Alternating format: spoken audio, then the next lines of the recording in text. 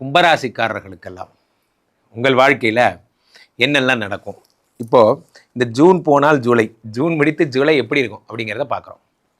நண்பர்களே, கும்பராசிக்காரர்கள் என்றாலே குதூகலம் தான். என் வாழ்க்கையில் ராசியில் ராகு இருக்கும்போது என்ன ஆகும்னா இது போன்ற, அதனாலேயே மனைவிக்கும் உங்களுக்கும் இதோ இப்போ இன்னைக்கு காலையில் போய்டுற பாருமாங்க, ஆனால் போக மாட்டீங்க பிரியாமல், ஆனால் சும்மாவே ஒரு சண்டை போட்டுகிட்டே இருப்பீங்க. அதனால் இப்போ இந்த சுக்கிரன் மறையிறது நல்ல விஷயம். இதெல்லாம் நீங்கள் வாழ்க்கையில் ரொம்ப கஷ்டம்னு நினச்சிங்களோ அதெல்லாம் ஈஸி பண்ணுறாரு. இந்த கட்டடம் கட்டுறது, இந்த கல் மண் ஜல்லி சம்மந்தப்பட்ட விஷயங்களில் ஈடுபடுறது, எதெல்லாம் நீங்கள் ப்ராப்ளம் நினைக்கிறீங்களோ அதெல்லாம் சக்ஸஸ் தருவார். இந்த சூரியன் வந்து புத பகவான் 5ஆம் இடத்திலே இந்த புதனோடு சேர்ந்து செவ்வாய். அப்போ செவ்வாய்னா அரசு பணி. கும்பராசிக்காரர்கள் நிறைய பேர் அரசு பணிக்கு. 6ஆம் இடம் என்பது என்ன? ரண ருண ரோக சத்ருஸ்தானாதிபதியுடைய வீடு. அந்த இடத்துல 2 கூடையவன் உச்சம் பெறுவது என்பது ராம வீட்டு கோழி ஞாபகம் இருக்கா? சோம வீட்டில் முட்டையிட்டதாம். இந்த மாதிரி தான் 2ஆம் இடத்து குரு பகவாயோ அங்கே போய் ஏன் உச்சமான நீயே.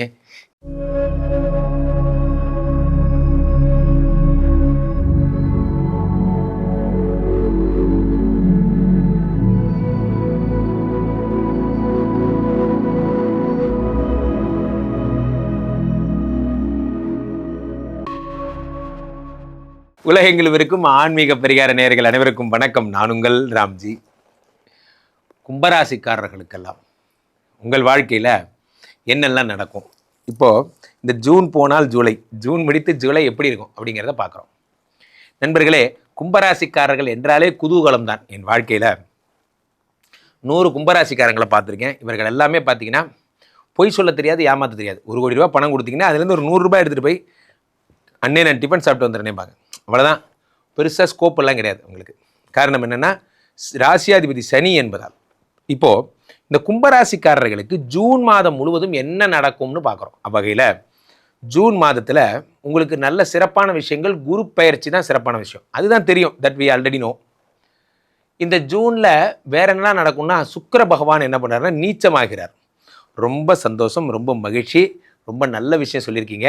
ஏன்னா சுக்கிர பகவான் நீச்சமாகிறதுங்கிறது சிறப்பு செய்தி. நீங்கள் பொங்கலிட்டு நீங்கள் படையலிட்டு கொண்டாட வேண்டிய ஒரு விஷயம். காரணம் என்னென்னா சுக்கிரன் வந்து உங்களுக்கு பாதகாதிபதி, கெடுதலை மட்டுமே செய்பவன்.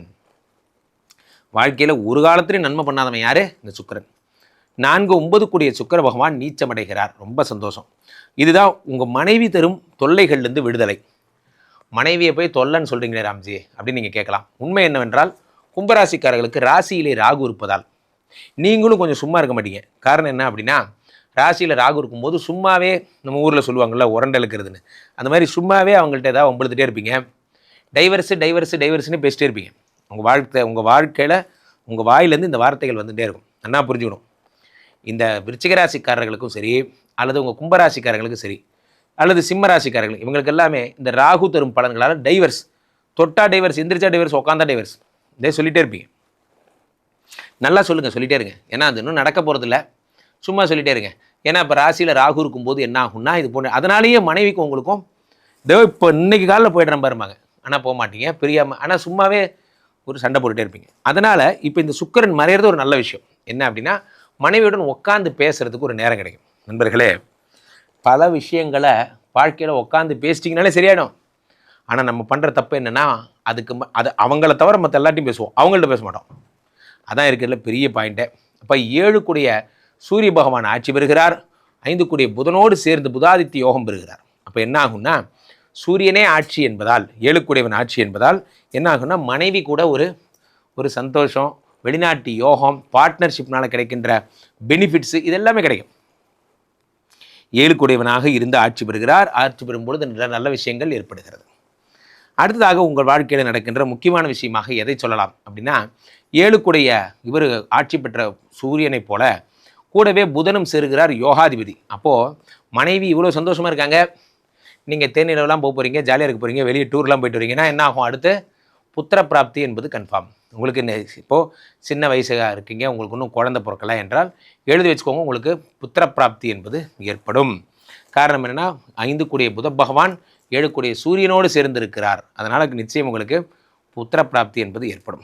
அடுத்ததாக உங்களுக்கு முக்கியமான விஷயமாக சொல்ல வேண்டியது செவ்வாய் பகவான்.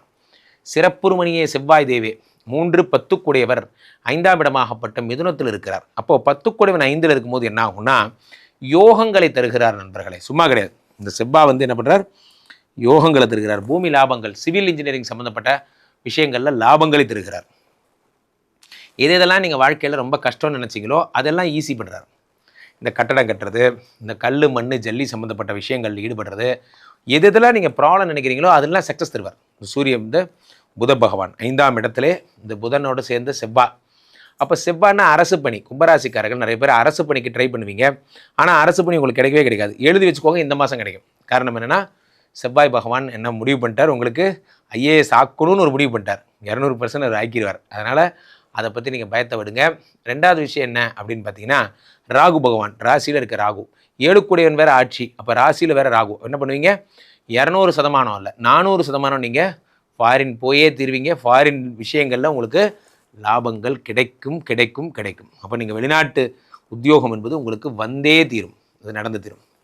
அடுத்ததாக இருக்கின்ற ஒரு பெரிய விஷயம் என்ன அப்படின்னு பார்த்தீங்கன்னா, 2வது விஷயம் என்ன அப்படின்னு பார்த்தீங்கன்னா, உங்கள் வாழ்க்கையில் நீங்கள் எதுக்கெல்லாம் ஆசைப்பட்டீங்களோ, இப்போ 6ஆம் இடத்துல குரு பகவான் இருக்கும் பொழுது தொழிலின் மேன்மை. எந்த கம்பெனியில் நான் ஜூனியர், சில பேர் இருப்பாங்க காலேஜில் படிச்சிருப்பாங்க, 3rd இயர் படித்து முடிச்சுட்டு வந்திருப்பாங்க ஸ்டூடெண்ட்டு. அவங்களுக்கு என்ன ஆசைன்னா அதே காலேஜில் லெக்சரர் ஆகணும்னு ஆசைப்படுவாங்க. நான் படித்த காலேஜ்லேயே நான் லெக்சரர் ஆகணும்னு ஆசைப்பட்றேன். அந்த மாதிரி சில பேர் ஒரு கம்பெனியில் ஒர்க் பண்ணியிருப்பாங்க. நான் ஜூனியர் இன்ஜினியராக இருந்த இந்த கம்பெனிலேயே நான் வந்து பெரிய டீம் லீடர் ஆகணும்னு ஆசைப்பட்றேன். அந்த மாதிரிலாம், ஏன்னா அந்த பார்த்து ரசித்து பார்த்த கம்பெனி. அந்த மாதிரி உங்களுக்கு அந்த போன்ற யோகங்கள் வரும். எந்த கம்பெனியில் நீங்கள் இருக்கீங்களோ அதே கம்பெனியில் ஹெட் ஆவீங்க. ராசிநாதன் 6ஆம் இடத்துல உங்களுக்கு வந்து பார்த்தீங்கன்னா 6 குரு வருவதால் உங்களுக்கு ஹெட் ஆகக்கூடிய வாய்ப்புகள் எல்லாம் உங்களுக்கு வருகிறது. 6ஆம் இடம் என்பது என்ன, ரண ருண ரோக சத்ரு ஸ்தானாதிபதியுடைய வீடு. அந்த இடத்துல 2 கூடியவன் உச்சம் வருவது என்பது ராம வீட்டு கோழி ஞாபகம் இருக்கா, சோம வீட்டில் முட்டையிட்டதாம். இந்த மாதிரி தான் 2ஆம் இடத்து குரு பகவாயோ அங்கே போய் ஏன் உச்சமான நீ அதுக்கு முன்னாடி பின்னாடியாக இருக்க வேண்டியதானே. 6ஆம் இடத்தில் உச்சம் வரும்பொழுது நீங்கள் சம்பாதிப்பதெல்லாம் கடனடைவதற்காக செல்லுகிறது, நீங்கள் சம்பாதிப்பதெல்லாம் வியாதியை தீர்ப்பதற்காக செல்லுகிறது. நல்ல விஷயம் விடுங்க. வாழ்க்கையில் என்ன கேட்டால் நான் ஒரு வார்த்தை சொல்லுவேன், எதை ராம்ஜி கெட்டதென்று சொல்லுகிறீர்கள்னு யாராவது கேட்டால், கெட்ட நேரம் இஸ் நத்திங் பட் விதைக்கின்ற நேரம். ஒரு பயிரை விதைக்கின்ற நேரம் கெட்ட நேரம்னு சொல்கிறோம். அப்போ அவுட்புட் வராது, நீங்கள் ஜஸ்ட்டு உழைப்பை மட்டும் போட்டுகிட்டே இருப்பீங்க, அதுதான் கெட்ட நேரம். நல்ல நேரம்னு என்ன தெரியுமா, உழைச்ச உழைப்புக்கெல்லாம் அவுட்புட் அடுத்த வருஷம் அறுவடையாக வரும், அதை நல்ல நேரம்னு சொல்கிறோம். எல்லா நாளும் நல்ல நேரமே வந்துகிட்டே இருக்க முடியாது. ஏன்னா அடுத்த விதை திருப்பி அடுத்த ஒரு வருஷம் அதை கெட்ட நேரம்னு வச்சுக்கோங்க, அடுத்த வருஷம் நல்ல நேரம்னு வச்சுக்கோங்க. It's a cycle. ஸோ புத்திசாலிகள் அறுவடை செய்கின்ற அதே நேரத்தில் விதைப்பார்கள், விதைத்து கொண்டே இருப்பார்கள், அறுவடை செய்து கொண்டே இருப்பார்கள். அப்போது அந்த மாதிரி 6ஆம் இடத்துல குரு பகவான் மறைந்திருக்கும் போது இந்த வருடம் நீங்கள் உங்களை உள்முகமாக ப்ராக்டிஸ் பண்ணிக்கணும். கடனை அடைக்கணும், பிரச்சனைகளை சரி பண்ணணும், அடுத்த வருஷம் பெரிய கம்பெனியில் வேலை கிடைப்பதற்கான உங்கள் தகுதிப்பாட்டை நீங்கள் சரி பண்ணிக்கணும் போன்ற விஷயங்கள்லாம் ரொம்ப முக்கியம். ஆக உங்களுக்கு கும்பராசிக்காரர்களுக்கு சிறப்பு ஒரு விஷயம், ராசியிலே ராகு. அப்போ என்ன பண்ணும், x X X X x அத்தனை எக்ஸா? ஆமாம், 5ஆம் கிளாஸ் படிக்கும்போது சேர்ந்துருந்த பொண்ணு வரைக்கும் யாராக இருந்தாலும் ஃபோன் பண்ணுவாங்க, அம்மா வணக்கம், என் பொழப்பே இங்கே ரொம்ப மோசமாக போயிட்டுருக்கு, உன் கூடலாம் பேசுகிறது எனக்கு நேரம் இல்லை, தயவுசெய்து என்னை விட்டுரு அப்படிங்கிற மாதிரி. அல்லது பசங்களாக இருந்தாலும் சரி, பொண்ணுங்களாக இருந்தாலும் சரி. இப்போ தான் உங்களுக்கு ஐயா அம்மா என்னம்மா, இல்லை பழைய ஃப்ரெண்டு ஒருத்தர் மெசேஜ் அனுப்பியிருக்காரு, அந்த மெசேஜ் டெலிட் பண்ணி பிளாக் பண்ணிடுமா, நல்லது, இவங்க கூடலாம் பேசாத, நல்லா இருக்க மாட்டேன் அப்படிங்கிற மாதிரி. கும்பராசிக்காரர்களுக்கு மனைவியை தவிர மற்றவர், கணவரை தவிர மற்றவர் யாராலும் வந்தால் தயவுசெய்து சாமியே சரணமையப்பா என்று சொல்வது உங்களுக்கு நல்லது. இல்லை என்றால் டைவர்ஸ் பண்ணிட்டு தான் போவார். அதில் எழுதி வச்சுக்கோங்க, ராகுவை ஜெயிச்சு அந்த உலகத்தில் யாரும் கிடையாது. அப்போ கீழே போயிட்டு இந்த நபரை கூப்பிடுங்க, உங்களுடைய சொந்த ஜாதகத்தை பார்த்து கொள்ளுங்கள். உலக புகழ்பெற்ற நமது விஸ்வரூப விஷ்ணுமாயா எழுந்தரில் இருக்கக்கூடிய புனிதமான இந்த ஸ்ரீமடத்திலே தினசரி நடக்கின்ற விஷ்ணுமாயா ஹோமங்களில் கலந்து கொள்ளுங்கள். நீங்கள் ராம்ஜி சுவாமிகள் எனப்படும் என்னுடைய இன்ஸ்டா ஐடியை ஃபாலோ பண்ணிக்கோங்க. மீண்டும் ஒரு நல்ல பதிவில் சந்திப்போம். நன்றி, வணக்கம். இங்கே ஸ்தாபிதம் செய்யப்படுகிறார் விஷ்ணுமாயா. அது தமிழ்நாட்டில் இங்கே போரூர் கார்டன் ஃபேஸ் உள்ள ஸ்ரீமடத்தில் மட்டும்தான் இருக்கிறது. வேற எங்கேயும் இவருக்கு ஆலயங்கள் கிடையாது. நம்மளுடைய வேலை இல்லை, குழந்தை இல்லை, நமக்குடைய எதிர்காலம் கேள்விக்குறியாக இருக்குது, கள்ளத்தொடர்பு, ஏமாற்றம், துரோகம் போன்ற பிரச்சனைகளுக்காக ஸ்பெசிஃபிக்காக பண்ணுற ஒரு ஹோமம். இந்த ஹோமம் 48 நாள் தினமும் பண்ணுறோம். இப்போ நீங்கள் புக் பண்ணுறீங்கன்னா இன்னிலேருந்து 48 நாள் இந்த ஹோமம் பண்ணி உங்களுக்கு அந்த பிரச்சனைகளை சேலஞ்சிங்காக சரி பண்ணி தரோம். ஸோ விஷ்ணுமாயா சாத்தனுடைய ஆலயத்திற்கு நீங்கள் வாருங்கள், இந்த ஸ்ரீமடத்திற்கு வாருங்கள், வந்து இந்த ஹோமத்தில் கலந்து கொள்ளுங்கள். இதை பற்றி தரவுகள் கீழே போயிட்டு இருக்க நம்பரை கேட்டு தெரிஞ்சு புக் பண்ணிக்கிட்டு இந்த ஹோமத்தில் நீங்களும் பங்கெடுக்கலாம்.